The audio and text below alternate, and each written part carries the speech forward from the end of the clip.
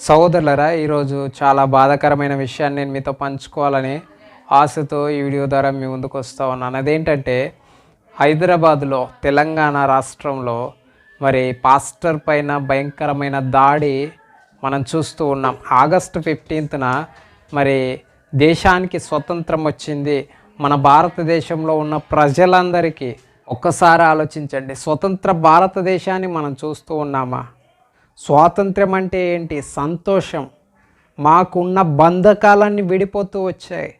మమ్మల్ని ఎవరు కూడా ఏమి చేయరు, మమ్మల్ని ఎవరు కూడా బానిసలుగా చూడరు అని చెప్పి సంతోషించే సమయం అది స్వాతంత్ర్యం అంటే.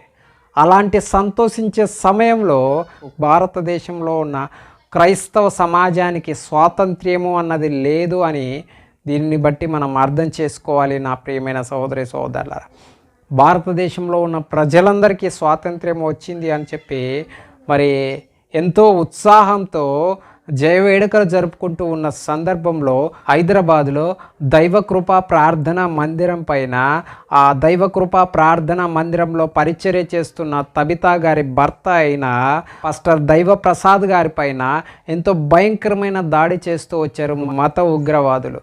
దైవకృపా ప్రార్థనా మందిరం పైన దాడి చేసి ఆ ప్రార్థనా మందిరంలో ఉన్న దేవుని యొక్క మందిరంలో ఉన్న వస్తు సామాగ్రిని అంతా పగలగొట్టి, అంతేకాకోకుండా అక్కడున్న పాస్టర్ దైవ ప్రసాద్ గారి పైన కూడా ఎంతో భయంకరంగా దాడి చేస్తూ వచ్చారు.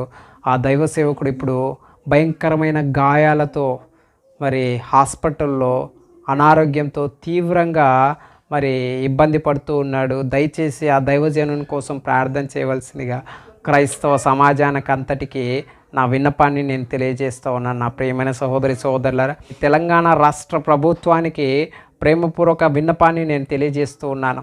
క్రైస్తవ విశ్వాసులకు, క్రైస్తవ సేవకులకు, దేవుని మందిరాలకు, దేవుని పిల్లల గృహాలకు భద్రత కల్పించవలసిందిగా ప్రేమపూర్వక మనవిని మరి తెలంగాణ రాష్ట్ర ప్రభుత్వానికి విన్నపంగా తెలియజేస్తూ ఉన్నాను. దయచేసి ఆ దైవ సేవకుని కొరకు, వారి కుటుంబం కొరకు ప్రార్థన చేయవలసిందిగా ప్రేమపూర్వకంగా విన్నపం తెలియజేస్తూ సెలవు తీసుకుంటా ఉన్నాను. Praise the lord.